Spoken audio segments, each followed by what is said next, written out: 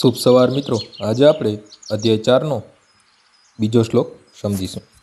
એવં પરંપરા પ્રાપ્તિમીમં રાજહર્ષ્યો વિદુહ ચ કાલેનેહ મહતા યોગે નષ્ટ પરંતપ।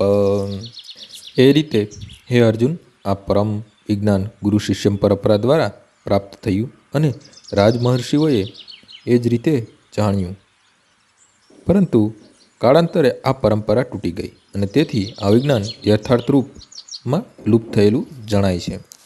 અહીં એમ સ્પષ્ટપણે કહેવામાં આવ્યું છે કે ગીતા ખાસ કરીને સાધુ ચરિત રાજાઓ માટે નિર્માયેલી હતી, કારણ કે તેમને તેમના શાસન દ્વારા ગીતાના હેતુનો લાભ પ્રજા સુધી પહોંચાડવાનો હતો। નિઃસંદેહ ભગવદ્ ગીતા કદાપી આસુરી મનુષ્ય માટે હતી જ નહીં। એવા લોકો ગીતાનું અવમૂલ્યન કરી કોઈનું પણ હિત કરવાના ન હતા અને પોતાની ધૂનમાં આવે તેમ તેનું તરંગીપણે અર્થઘટન કરવાના હતા। તેથી પાખંડી ટીકાકારોના અંગત સ્વાર્થને કારણે ગીતાનો મૂળ ઉપદેશ વેરવિખેર થયો, ત્યારે જ ગુરુ શિષ્ય પરંપરાને ફરીથી સ્થાપવાની જરૂર ઊભી થઈ।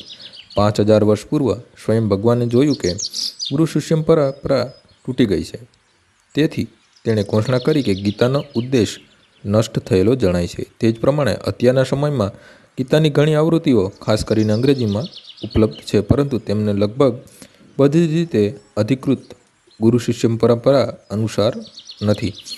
વિભિન્ન ભૌતિકતાવાદી પંડિતો દ્વારા અસંખ્ય અર્થઘટનો કરવામાં આવેલા છે। તેઓમાંના લગભગ બધા જ શ્રી કૃષ્ણના વચનોના નામે સારો વેપાર કરે છે, છતાં કૃષ્ણનો પૂર્ણ પુરુષોત્તમ પરમેશ્વર તરીકે સ્વીકાર કરતા નથી। આ તો આસુરી વૃત્તિ છે, કારણ કે અસુરો ઈશ્વરમાં વિશ્વાસ ધરાવતા નથી, પણ તેઓ પરમેશ્વરની સંપત્તિનો અવશ્ય ઉપભોગ કરે છે। ગુરુ શિષ્ય પરંપરા મારફત ઉતરી આવેલી ગીતાની અંગ્રેજી આવૃત્તિની જરૂર હોવાથી તેની પૂર્તિ કરવા માટે ખાસ આ પ્રયાસ કરવામાં આવ્યો છે। ભગવદ્ ગીતાનો યથાર્થ રૂપમાં થયેલ સ્વીકાર એ માનવ સમાજ માટે એક પરમ વરદાન છે, પરંતુ તેને જો તાર્કિક તત્વાત્મક વિવરણ રૂપે સ્વીકારવામાં આવે તો તે કેવળ સમયની બરબાદી જ છે। આજનો શ્લોક અહીં પૂર્ણ થાય છે। આવતીકાલે આપણે ફરીથી સવારે 6 વાગ્યે મળીશું। જય શ્રી કૃષ્ણ।